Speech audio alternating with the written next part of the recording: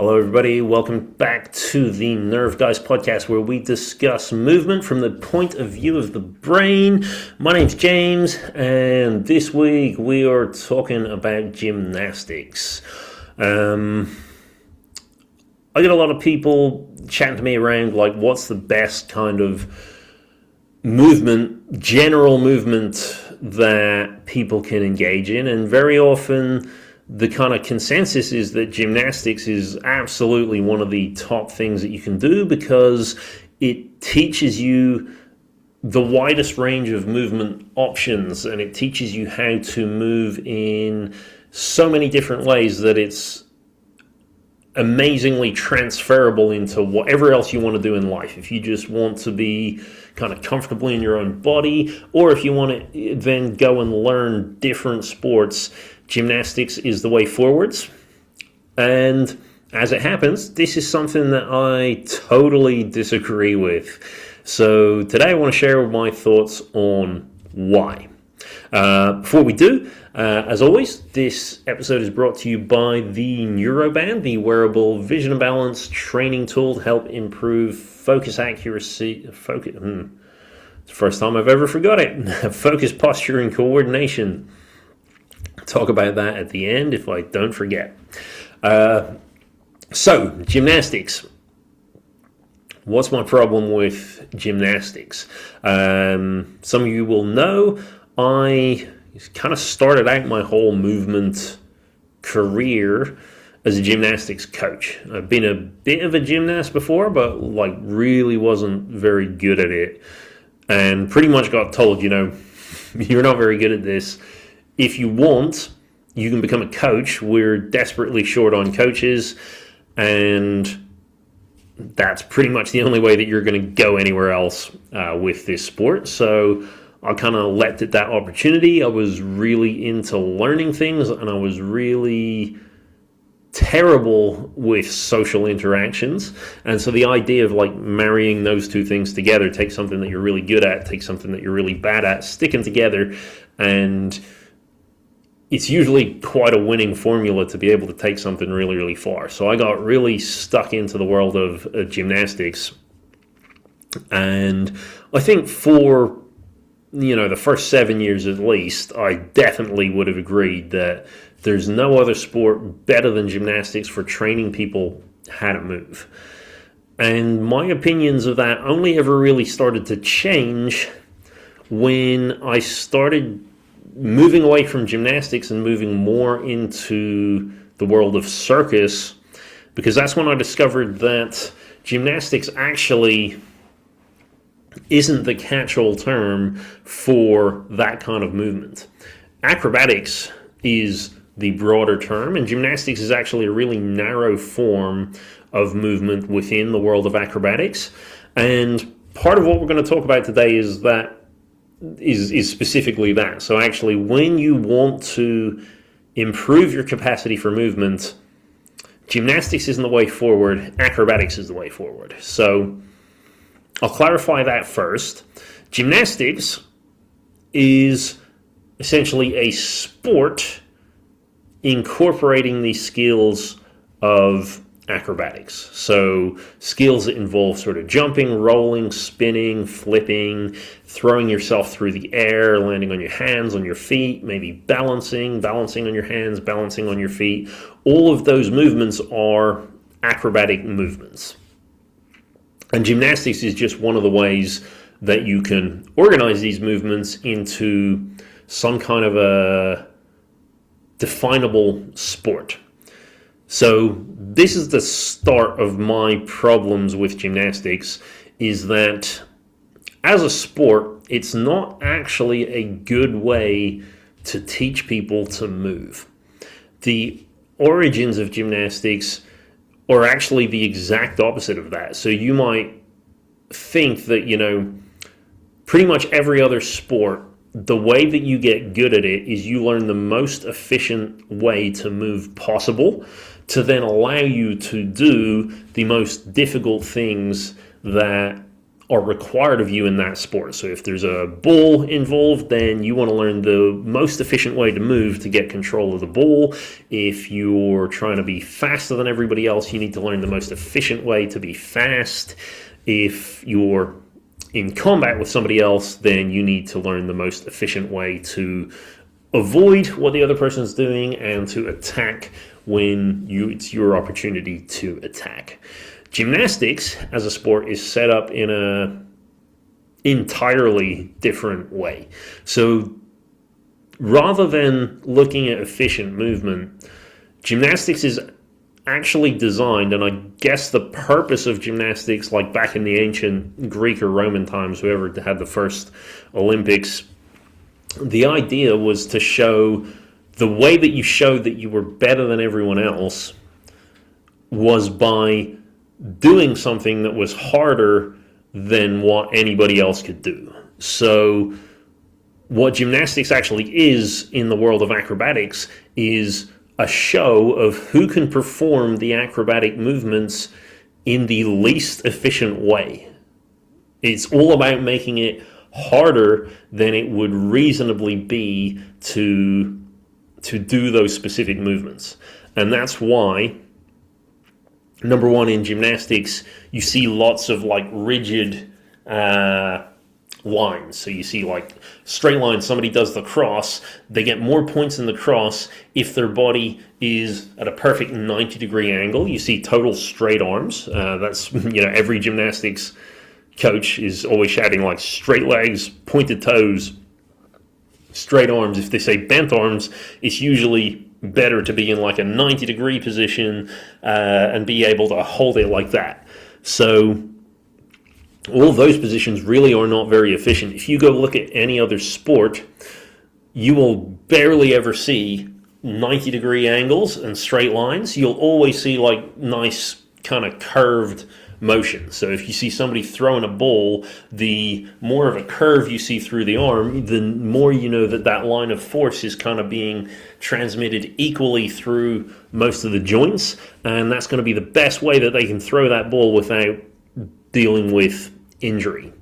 If you look at other acrobatic sports, you will also see pretty much the same thing. So when people are trying to do their biggest flips and spins and all of that, they're actually focusing more on the like round angles than they are on straight lines. When you get into sports like CrossFit, they found that, doing a dead hang pull-up is the least efficient way to do the pull-up. If you do like a little swing with the legs and you actually get some oscillations going, it's more efficient and you can get your body to lift up and down in a way that is much healthier for the joints, but then that means that they can go for longer and longer and longer. And, you can say aesthetically, well, some people think CrossFit looks ridiculous and some people think there's the aesthetic, like, aspect of gymnastics. Well, that's one side of things, but I really don't think that movement is something that should be solely an aesthetic endeavor. And I would also challenge people to say, well, actually look at all the other forms of acrobatics. Look at like breakdancing, probably a bad example. They use lots of like rigid lines and things there as well, but things like most circus acrobatics, tricking, free running, capoeira, you'll see all of the kind of like smooth glidey lines and motions, and nothing is usually done from like just dead strength, but they all still look really cool. So like you can say that, okay, well, it's cool to have the option, it's cool to be able to do things aesthetically in an aesthetically pleasing way, and if you like all those kind of straight angles, then that's one side of it, but it's definitely not the best way to do it, and it's not impossible to be aesthetically pleasing when you're acting in another way when it comes to acrobatic movement. So for me, that's a really big vote against gymnastics and towards actually pushing yourself towards any other type of acrobatic training, and the more different types of acrobatic training that you can expose yourself to, the better it's going to be. And this goes down like a deeper rabbit hole as well, because in my experience, a bigger problem with gymnastics than whether or not the movement is efficient is the kind of pipeline of gymnastics all the way through to teaching it means that very often you're not really learning movement fundamentals when you're becoming a gymnastics coach. Let's say you're learning gymnastics for the sake of the rules of gymnastics. So you're learning how to teach people how to do acrobatics in a way that doesn't get you a 1-point deduction, or that doesn't get you marked down in some way when it comes to the rules of the sport. And that's kind of really evident when you look at like the basic skills in gymnastics. So everybody kind of starts it at handstand, forwards roll, backwards roll, cartwheel, and then the next level up from that is all the somersaults. And when you look at other acrobatic skills, actually, for a lot of them, a backward roll is, especially a gymnastics backward roll, where you got to put strength through your hands. That's actually quite an advanced movement. A lot of people don't have that upper body strength to do those moves. And if you're taught that, okay, well, this is just the basic, you got to get over yourself, then what you run into the danger of is like really putting people off and demotivating people by telling them, you can't do a backward roll, you can't do the most basic move. Like, it's move number 2 in gymnastics for most people to learn. And actually, if they had gone and done another acrobatic discipline, they could have learned about 100 other skills before they ever had to go and encounter that. In the world of dance, there's even many, many different ways that you can learn a backward roll before you have to start using the kind of press-up version with your hands. So often the coaching side of things is also just kind of oriented around the sport, and the sport is oriented around, obviously, a very select set of skills. But then the other problem with gymnastics as a sport is it's kind of also geared for perfectionism as well. So one of the best things about learning acrobatics, or learning any kind of like advanced movement, so I would say dance is another good example of this. When you're training yourself to move through all different kinds of planes of motion, all different kinds of coordination patterns, you're basically training yourself to be able to express yourself better with your body. You're giving yourself the options that, if you need to move your arm, well, you've got like 60 different ways that you can do that. You've probably trained all the muscles to coordinate themselves in so many different ways that, even if you injure a certain part of your body, you'll still always be able to achieve most of the goals that you want to be able to achieve. And you're also able to kind of express yourself through your movement a bit better. So somebody who's very, very chronically injured, unfortunately, most of the time, the only way that they can really move is like somebody who is very, very chronically injured. Somebody who has the most amount of movement options can express themselves any which way that they want. So if they want to, act like there's somebody who's in a bad mood and like stamp around the place, well, they can do that without causing any injury to the joints, even though you're putting loads of loads through in ways that they maybe shouldn't go. If you want to be all floaty and light, or if you're trying to sneak through your house at nighttime and not make any noise, you can do all that light kind of movement. If you're in a really good mood and you want to be jumping around and celebrating, you can be jumping around and celebrating. Having all those options is probably, for me, the biggest selling point of teaching somebody a movement practice in the first place. But when you look at it from the kind of gymnastics point of view, the whole reason is to do everything in the perfect way. So you want to learn a skill so that you don't get any deductions in that skill. You need to basically show that you can do it the best way. And what you actually do then is you just take away all of that freedom of expression, and you start teaching people to move in a really rigid fashion that's maybe more advanced than other people who can't move very well at all. But then it's still just putting like a little fence around what they're capable of. So I'll talk in another podcast episode about like my issues with creativity. Some people say, okay, well, teach somebody the rules and then they can break the rules after. I find it's very rare that that's true. Once somebody knows a rule, they can riff on the rule, but they can't break the rule. Once the rule is ingrained, it's really, really hard to just totally cast it aside. And you actually have to develop a much higher order of creative skill and capacity in order to be able to do that. So when it comes to gymnastics, in my experience, the people I've worked with who were gymnasts in the past struggle with the idea of learning new skills more than others a lot of the time, because they now have this like rigid belief that things need to be done properly, and if they're not doing it in the right way, they shouldn't be doing it at all.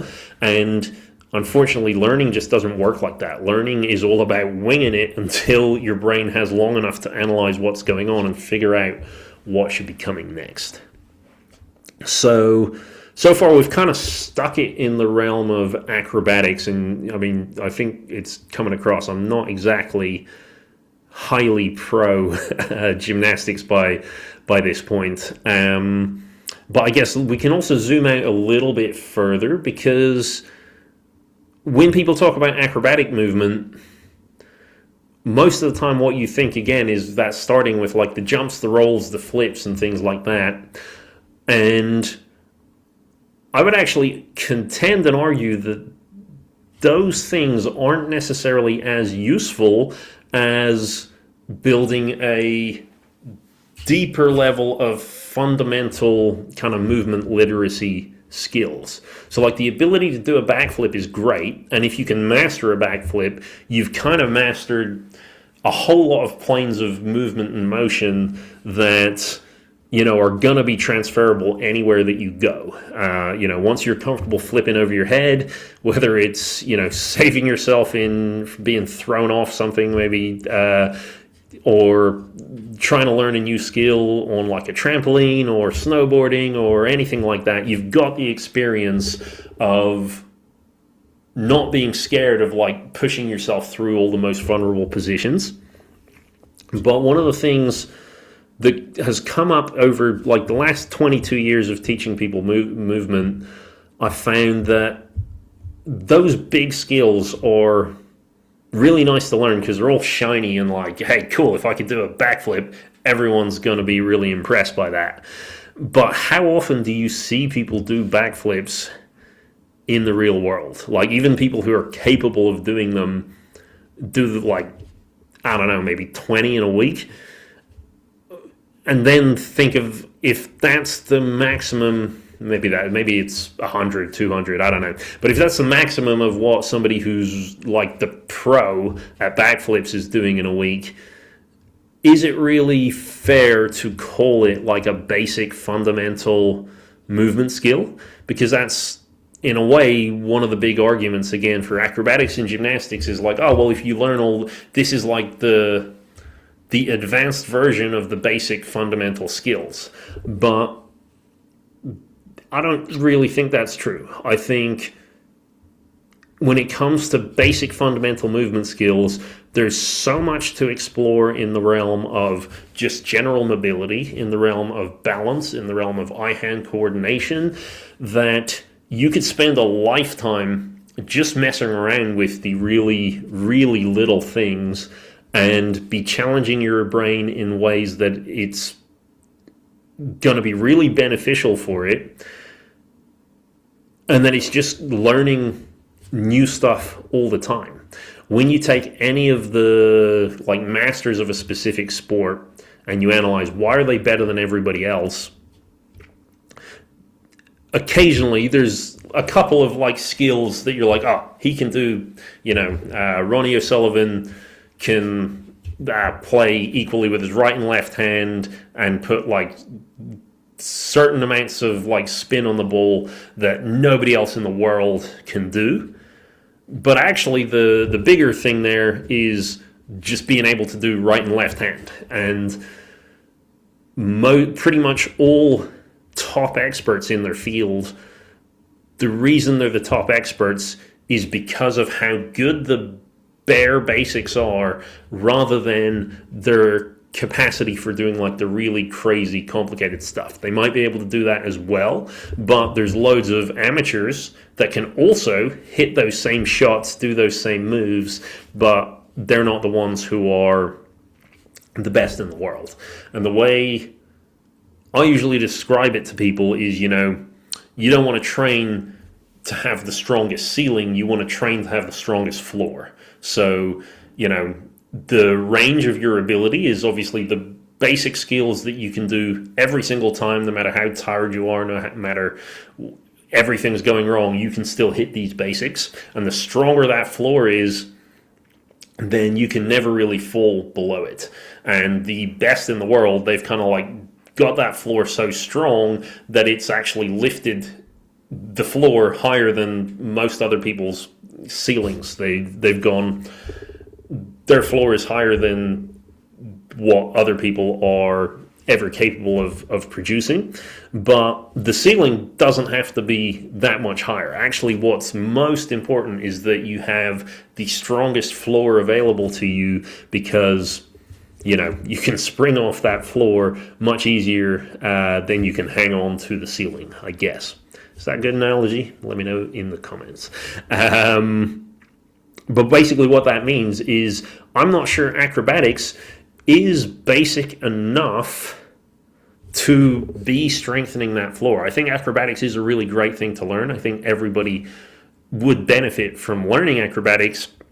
But if you really wanted to spend your time on things like being able to catch stuff, being able to just move, like flexibility, especially strength in flexibility, is probably a much better skill than a good kind of fundamental acrobatic base. And if you were going to spend more time, I would recommend spending it on the flexibility, the mobility, the eye-hand coordination, so being able to catch things, being able to predict movement, being able to always be able to tell where you are oriented in space, being able to tolerate spinning, being able to tolerate all of that, which, again, you might strengthen with acrobatics, but you can do it on a more basic level. So acrobatics might not even be the basic fundamental skill set that we're missing. I would posit that it's actually something on a level below that, and acrobatic. Oh, I'm going to stop soon because I'm losing my voice. Acrobatics is our way to advance on that, but it's not the thing that we should be spending the most time on. So that's my thoughts. That's essentially my problem with gymnastics. It's good for some things, so discipline in movement. There is a place for like training yourself to be really rigidly disciplined, but in my view that comes way further up the pipeline. So if you're already an athlete, there's a video I think of Andy Murray like learning loads of gymnastics routines. I kind of think that makes sense for somebody like Andy Murray. I don't think as a movement routine it's the best complementary movement routine. Again, I think he would learn better doing something more efficient, but when it comes to like a disciplined approach for the mind to engage with that movement, I think that that's actually really, really powerful and really, really strong. So gymnastics does have its place, but I think we can get simpler. I think we can get more varied. I think we can find things that are better tuned to our own bodies if we stop looking at the gymnastics model and start looking more towards the world of acrobatics, or even better, more towards the world of just basic fundamental movement. So that's it for me today. If you do want to vastly improve your fundamental movements, then you cannot go better than looking at the Neuroband. So this is a vision and balance training tool developed by myself. It's basically all of the most basic vision and vestibular elements that you're ever going to need to use. And the visual system, the vestibular system, pretty much the two most important systems for movement when it comes to the brain. Your brain cares more about keeping your head upright and avoiding it falling over and smacking into the floor than it does about literally anything else. So when you've got a good foundation of vision, when your balance systems are working at a higher level than usual, that is when you're going to see real progress in your life, when you're going to see real progress in movement. So do check it out. There's a link in the description below, and I'll see you in the next episode.